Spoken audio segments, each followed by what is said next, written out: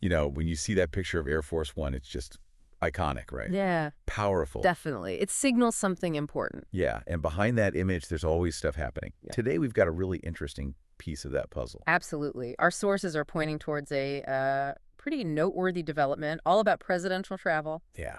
Okay, let's get into it. The U.S. Department of Defense, they've accepted a Boeing 747. Mm-hmm. Familiar plane type. Right, a 747. But this one, Hmm. where it came from and, why, Mm.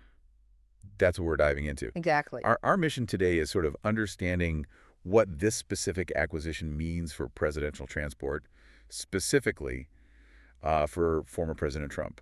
And the information we have really does seem to clarify the unusual details of this whole thing. Okay, so first things first. Hmm. It is a Boeing 747, big plane, the kind used for long flights. That's confirmed, jumbo jet.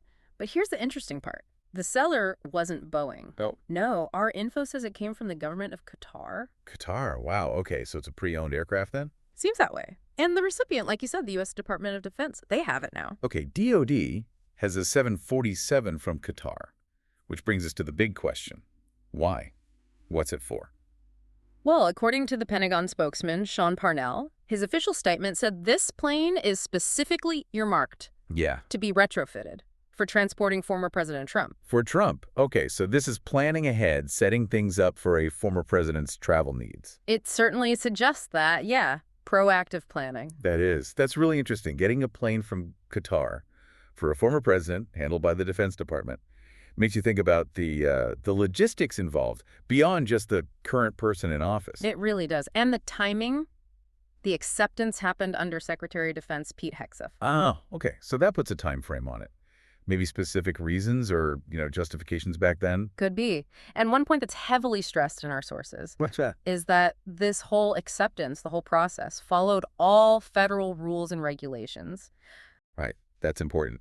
So even if the source, Qatar, seems a bit unusual perhaps, Mhm. it was all done by the book, officially speaking. Exactly. It highlights that there are, established procedures for these things, whatever the specifics might be. So, okay, the DOD has the plane. What happens next? Well, the next steps are pretty clear, apparently.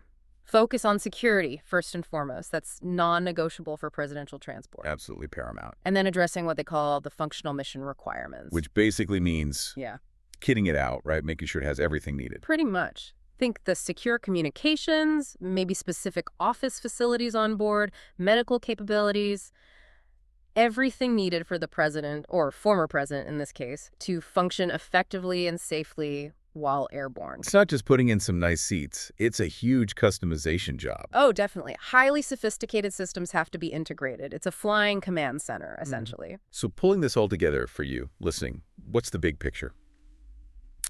This acquisition, the 747 from Qatar, it marks a real step in sorting out future transport for U.S. presidents. Yeah, it really underscores the long-term view, the planning that goes into this. It connects to that whole complex web, doesn't it?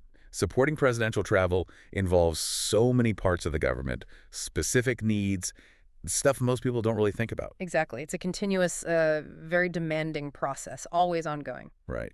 So here's something to think about, a final thought maybe. Mm-hmm. Given how unique presidential travel is, security, communications, just the sheer operational need, Mm-hmm. if you're retrofitting a commercial jet like this 747, what kind of maybe unexpected or really specialized features do you think would be absolutely essential for that job? Yeah. What goes into making it truly presidential?